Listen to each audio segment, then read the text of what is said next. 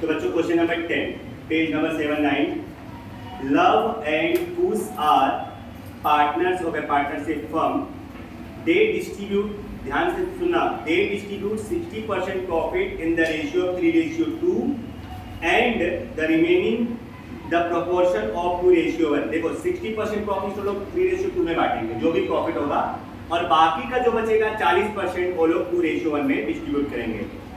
From the trial balance of the firm dated 31st March 2017 and adjustment prepare profit and loss appropriation account, current account, partners balance sheet of firm। तो इसमें हमको है ना सिर्फ P&L approach, partners current account और balance sheet ही बनाना है। इसमें हमें ट्रेडिंग अकाउंट और प्रॉफिट एंड लॉस अकाउंट नहीं बनाना है, क्योंकि हमको डायरेक्ट नेट प्रॉफिट दे दिया हुआ है। नेट प्रॉफिट दे दिया है तो हमको ट्रेडिंग अकाउंट बनाने की जरूरत नहीं है जब डायरेक्ट नेट प्रॉफिट है, क्योंकि उसमें हमको ग्रॉस प्रॉफिट मिलता है, ग्रॉस प्रॉफिट फाइंड नहीं करना है। सर इसका हम लोग ऑलरेडी बना चुके हैं, इस क्वेश्चन का पीछे में बना चुके हैं इसका। ये क्वेश्चन नहीं था, हो गया वो 11 नंबर था। हाँ, उस दिन जब हम लोग बड़े वाले क्लास में बैठे थे तो ये याद था। दैट वाज द 11 याद है। नंबर। ओके चलो कोई नहीं। तो बच्चों इस क्वेश्चन में हम लोग ट्रेडिंग और P&L क्यों नहीं बनाएंगे, क्योंकि हमको प्रॉफिट एंड लॉस का बैलेंस इसमें दिया हुआ है, इसलिए इसमें ट्रेडिंग और P&L नहीं बनेगा। चलिए स्टार्ट करते हैं। ट्रायल बैलेंस में आपको सबसे पहले कैपिटल और ड्रॉइंग्स दिया हुआ है, फिर उसके बाद करंट अकाउंट है, profit and loss account, bracket में लिख देना नेट प्रॉफिट। ये जो प्रॉफिट एंड लॉस अकाउंट है वो है नेट प्रॉफिट। उसके बाद क्लोजिंग स्टॉक है, प्रीपेड इंश्योरेंस, ये एसेट्स है, building assets, creditors assets and debtors liabilities है। अब टिक करो जरा कैश एंड बैंक बैलेंस। देखो कैश और बैंक बैलेंस आपको दिया हुआ है, तो याद रखना जब कैश और बैंक आपको दोनों साथ में दिया हो और एक की अमाउंट डेबिट में और एक की अमाउंट क्रेडिट में हो, तो ध्यान रखना जो डेबिट वाला होगा वो कैश बैलेंस होगा और जो क्रेडिट वाला होगा वो बैंक ओवरड्राफ्ट होगा। ये बात आप ध्यान में रखना, बराबर। आगे चल करके भी एक क्वेश्चन आएगा, अगर कैश और बैंक दोनों दिया है और दोनों की अमाउंट डेबिट क्रेडिट में हो, तो जो डेबिट वाला होगा वो कैश और जो क्रेडिट वाला होगा वो बैंक। तो जो डेबिट में है ना 4800 वो है कैश और जो क्रेडिट में 20,000 वो है BOD। लिखना हो तो लिख लेना। बिल्स पेबल लायबिलिटीज है, मॉर्गेज लोन लायबिलिटी है, गुडविल लायबिलिटी है, आउटस्टैंडिंग वेजेस लायबिलिटी है, रिसीवेबल रेंट एसेट्स है, कमीशन रिसीव्ड इन एडवांस ये हमारा लायबिलिटी है, बैड डेट रिजर्व, चाहे आप लायबिलिटी लिख देना चाहे आप डेटर्स में से माइनस कर देना, दोनों चलेगा।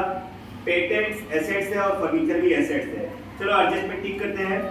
Provide interest on capital eight 6% and on drawings 10%। तो देखो आपको ऊपर कैपिटल और ड्रॉइंग्स पे टिक कर लो नंबर 1, कैपिटल पर भी और ड्रॉइंग्स पे भी। फिर provide 10% interest on opening balance of current account, current account उसके नीचे दिया उस पर टिक कर लो नंबर 2।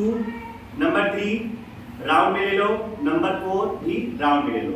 ओके, वो जब एडजस्टमेंट पढ़ेंगे तब देखेंगे। तो चलो स्टार्ट करते हैं। सबसे पहले है कैपिटल और ड्रॉइंग्स। तो जब आपको करंट अकाउंट बनाना होगा ना तो कैपिटल डायरेक्ट आपको बैलेंस शीट में लिख देना है, बाकी की कैपिटल अकाउंट में आने वाली सारी एंट्रीज करंट अकाउंट में आएंगी। तो कैपिटल डायरेक्ट यहां लिख देंगे बैलेंस शीट में। लव का कितना है कैपिटल?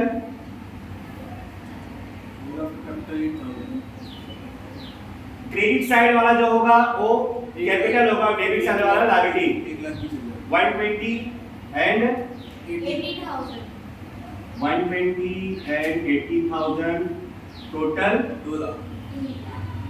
इस पे एडजस्टमेंट है बच्चों।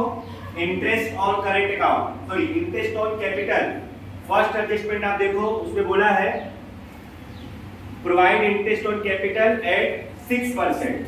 तो interest on capital P&L approach debit आता है, यहां पर लिखेंगे टू इंटरेस्ट ऑन कैपिटल। कौन कौन है? लव और कुश। चलो 6% निकालो, 7,200 120 का 6%, 7,200, 4,800 टोटल 12,000। ओके, अब ये बच्चों टीएनएल अप्रो के डेबिट में है तो करंट के क्रेडिट में जाएगा, बट एक लाइन छोड़कर ऊपर हमको करंट अकाउंट का बैलेंस लिखना होगा और डेट हमेशा 31/3/17 बार इंटरेस्ट और कैपिटल 7,200 एंड 4,800। ध्यान रखना कैपिटल और ड्रॉइंग्स की केवल डेट अलग होती है, बाकी की जितनी भी एडजस्टमेंट में जितनी भी एंट्री आएगी ना एडजस्टमेंट वाली सब में हमेशा एंडिंग वाला डेट ही रहेगा, 31 मार्च वाला डेट रहेगा। नेक्स्ट ड्रॉइंग्स आएगा, आप ध्यान दो करंट अकाउंट की डेबिट में 1/4/2016 तो एक लाइन छोड़ कर लिखा है क्योंकि ऊपर करंट अकाउंट का बैलेंस है लिखना है। याद रखें टू ड्रॉइंग्स कितना है ड्रॉइंग्स बोलो पहले वाले का 40,000 एंड 12,000। तो बच्चों जिस तरह से इंटरेस्ट और कैपिटल डेबिट में आता है ना पीएनएल अप्रो के, वैसे ही इंटरेस्ट और ड्रॉइंग्स क्रेडिट में आएगा पीएनएल अप्रो के। यहां पे लिखेंगे एक लाइन छोड़ करके bye interest on drawings love और फुल। लव का चलो करो 10% है 4,000 and 1,200 equal to 5,200। पीएनएल अप्रो के क्रेडिट में है तो करंट के डेबिट में आएगा, क्रॉस एंट्री होती है। और वैसे भी जहां पे ड्रॉइंग्स है वहीं पे उसका इंटरेस्ट आएगा 31 March 2017 to interest on drawings 4,000 and 1200। तो चलो बच्चों इस तरह से हमारा कैपिटल और ड्रॉइंग्स की स्टोरी पूरी हो गई। उसके बाद करंट अकाउंट, तो देखो करंट अकाउंट जो लव का है वो क्रेडिट में है और उसका डेबिट में है। तो जो क्रेडिट में होगा उसको क्रेडिट में लिखेंगे और जिसका बैलेंस डेबिट में होगा उसको डेबिट लिखेंगे। तो मैं यहाँ पे लिख रहा हूँ पहले लव का क्रेडिट में 1/4/2016 बार बैलेंस बीडी लव का 8,000 है और उसका डेबिट में है तो डेबिट लिखेंगे 1/4/16 टू बैलेंस बीडी उसका 12,000 है क्या? ओके, अब जरा सुनो, इस पर भी एडजस्टमेंट है इंटरेस्ट और करंट अकाउंट। तो याद रखना बच्चों जो जिसका करंट अकाउंट क्रेडिट में है उसका इंटरेस्ट भी क्रेडिट में आएगा और जिसका करंट अकाउंट डेबिट में है उसका इंटरेस्ट भी डेबिट में आएगा। तो चलो मैं पहले यही लिख देता हूं 31/3/17 बार इंटरेस्ट ऑन करंट 8,000 का कितना परसेंट? 10%, 800। और देखो बच्चों ये डेबिट में है उसका उसको डेबिट लिखेंगे 31/3/17 टू इंटरेस्ट ऑन करंट उस वाले में 1,200। अब सुनो क्रॉस एंट्री करना पड़ेगा, जिसका इंटरेस्ट क्रेडिट में है उसका इंटरेस्ट हमको डेबिट में लिखना पड़ेगा और जिसका इंटरेस्ट डेबिट में है उसका इंटरेस्ट पीएनएल अप्रो के क्रेडिट में लिखना पड़ेगा। तो क्रेडिट में लव का है उसको डेबिट लिखेंगे, यहां पे लिखेंगे टू इंटरेस्ट ऑन करंट किसका? उस लव का 800। और इधर डेबिट में है कौन? उसका, तो उसको यहां पे क्रेडिट लिखेंगे बार इंटरेस्ट ऑन करंट किसका? उसका 1,200। ओके, उसके बाद है प्रॉफिट एंड लॉस मतलब नेट प्रॉफिट। नेट प्रॉफिट आता है पीएनएल अप्रो के क्रेडिट में 80,000 बार नेट प्रॉफिट कितना है? 80,000। तिवारी देख रहे हैं वीडियो बंद ना हो। स्टॉक पीछे वाला स्टॉक एसेट्स है, क्लोजिंग स्टॉक है ना। क्लोजिंग स्टॉक कितना है? 72,000. 72,000. Next, Prepaid insurance. prepaid insurance premium is also assets. 3,200. Prepaid insurance premium कितना है? 3,200. 3,200. उसका building. Building is also assets. How much? 1,60,000. No adjustment. उसका debtors. Debtors is also assets. There is no adjustment. Debtors 80,000. 80,000. Next, Creditors. creditors are liabilities. Liability यहाँ पे liabilities पे लिख देंगे 28,000. how much? 28,000. 28,000. फिर कैश और बैंक. Debtors डेबिट वाला होता है और creditors क्रेडिट वाला होता है. Next, cash balance. cash. Cash balance. How much? 4,800. 4,800 bank overdraft. and bank overdraft. How much? 20,000. उसका bills payable. Bills payable. Bills payable is liability. 14,000. Bills. How much? कितना? Bills payable 14,000. 14. क्या बात है? हाँ, बोला एक थोड़ा डबल हो जाएगा इन दोनों का. अभी रिवीजन करना हो. हाँ. कोई अच्छा टॉपिक चला रहेगा तो उसमें रिपोर्ट कर लो तो बच्चों को नेक्स्ट टाइम मान लो रिवीजन के टाइम पे अच्छा हो जाता है. नेक्स्ट वर्ड कितना? 14. Next, Mortgage loan. कोई मॉर्गेज लोन लायबिलिटी है. 1 lakh. मॉर्गेज लोन कितना है?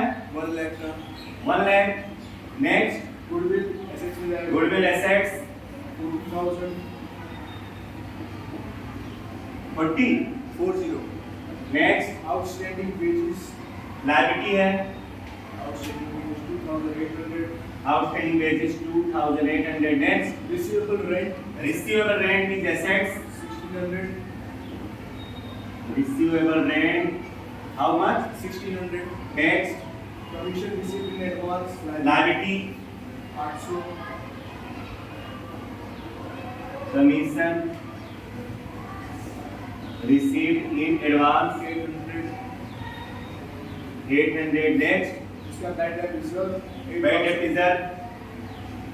media बैड डेट रिजर्व कितना है? 8,000 का. 8,000. हाँ. Next, Patent assets patent assets. 12,000. Next, Furniture 24,000. Furniture. 24,000. Trial balance खत्म. ओके, तो इस तरह से ट्रायल बैलेंस कंप्लीट हो गया बच्चों. इसमें पहला एडजस्टमेंट और दूसरा एडजस्टमेंट हो गया. तीसरा एडजस्टमेंट देखिए please. Monthly salary of ₹1,800 is outstanding payable to कुछ. देखो, पार्टनर की सैलरी है, मंथली 1,800 है, एक महीने का 1,800 तो 12 महीने का 21,600 हो जाएगा. मल्टीप्लाई करो 21,600. और आपको पता है कि पार्टनर की सैलरी P&L अकाउंट में डेबिट आएगा. यहाँ लिखेंगे टू सैलरी. किसका? किसका? एक महीने का 1,800, 12 महीने का 21,600. और ये क्रेडिट पे भी आएगा बच्चों. डेबिट है, यहाँ क्रेडिट पे भी आएगा ना. By salary. By salary account. उसके कॉलम में 21,600. नेक्स्ट, अब लास्ट वाला एडजस्टमेंट समझ लो. After information of above mentioned adjustment on the remaining profit 10% commission is payable to कुछ. याद रखना, अब जो भी प्रॉफिट आएगा ना उसका 10% हमको कमीशन देना है. किसको? कुछ को. अच्छा, कुछ का कमीशन भी तो आएगा, चाहे पार्टनर्स को सैलरी हो चाहे पार्टनर्स की कमीशन हो. 13,000 रुपये डेबिट आता है तो मैं यहाँ लिख रहा हूँ टू कमीशन. किसका? कुछ का. देखो कैसे आएगा. अब आपको क्या करना है, देखो मेन चीज जब चालू हो रही है कि प्रॉफिट का 10% कमीशन देना है. बेटा कैसे आएगा, आपको क्या करना है, क्रेडिट साइड का टोटल कर लेना है और उसमें से डेबिट वाला माइनस कर देना है. तो आपको क्या मिल जाएगा? प्रॉफिट मिल जाएगा. जरा क्रेडिट साइड का टोटल करो. 86,400. 86,400 आएगा. डेबिट में भी 86,400 आएगा. अब अगर ये डेबिट वाला तीनों माइनस कर दोगे आई थिंक 52,000 आएगा. 52,000. ये प्रॉफिट आ गया है ना। अब उसका 10% कमीशन निकाल दो, कितना आ जाएगा इधर 5200। ओके, अब देखो बेटा इधर डेबिट है, यहाँ क्रेडिट पे लिखना पड़ेगा आपको। यहाँ लिखेंगे पार कमीशन,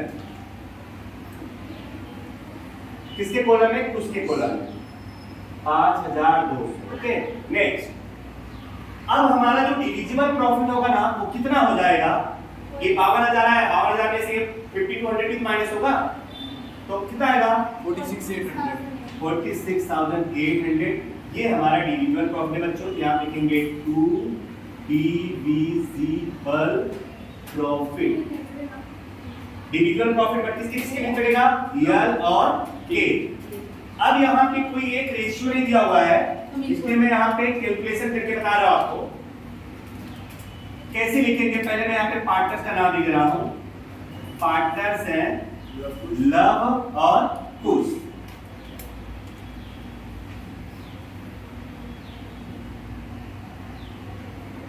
ध्यान से समझिएगा कि प्रॉफिट को कैसे बांटेंगे।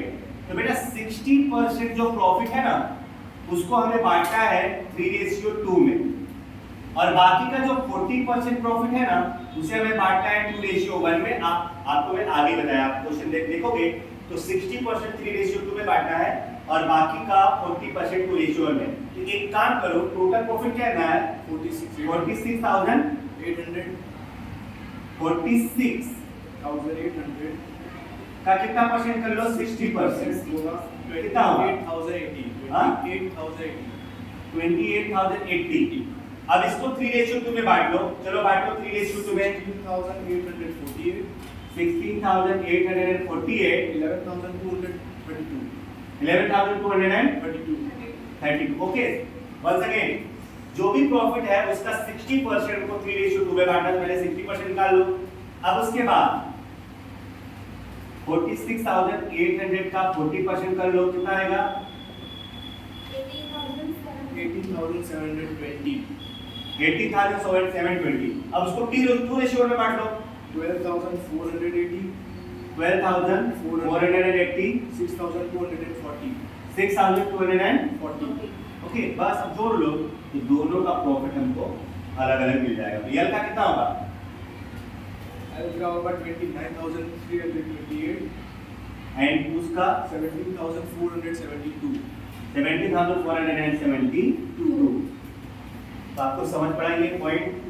जो भी प्रॉफिट है बच्चों किसी एक पर्टिकुलर रेशियो में नहीं बांटना है, 60% 3:2 में बांटना है और 40% 2:1 में। उसके बाद लव का जोड़ लो और उसका जोड़ लो। ये 60% इसको इतना मिला, 40% इतना मिला, टोटल इतना मिला। इसको 60% इतना मिला, 40% इतना मिला, टोटल इतना मिला। ओके, तो बस यहाँ पे तो 29,328 एंड 17,470। ओके, अब ये डेबिट में है तो यहाँ पर क्रेडिट में आएगा। बार डिविजिबल प्रॉफिट 29,328 29,328 17,472 17,472। अब क्लोज करेंगे बच्चों करंट अकाउंट। जिस तरफ का टोटल ज्यादा होता है वही टोटल दोनों तरफ लिखते हैं करंट अकाउंट क्लोज करते समय। लव का क्रेडिट में ज्यादा है क्या, 45,328 45,328। इधर भी वही लिखेंगे 45,328 और गैप 1328। हाँ, ओके, चलो उसका क्रेडिट पे कितना है 49,072। 49। क्रेडिट का ज्यादा है डेबिट का ज्यादा है, क्रेडिट पे जाता है कितना 49,072। 49,072। नहीं गिर जाएगा, 9,072 गैप ये आएगा नहीं गिर 22,672। जाएगा, बोलो चला 22 672। 672। ओके, तो यहाँ पे लिखेंगे 31 मार्च 2017 टू बैलेंस सीडी। ओके, तो बस दोनों डेबिट में ही है ना तो दोनों लायबिलिटी में आएगा। अब जगह तो मेरे पास है नहीं तो मैं एडजस्टमेंट कर रहा हूँ, आप लोग समझ लेना। मैं यहाँ पे दे रहा हूँ करेंट अकाउंट लव और कुश। दोनों का मिला के 24,000 आ जाएगा। लव का 1328 और उसका 22,672 और दोनों को जोड़कर 24,000। दोनों को जोड़ करके 24,000 बस। अब दोनों का आपका टोटल कर लो 397,600। 3,97,600 और इधर भी वही आएगा 3,97,600। ओके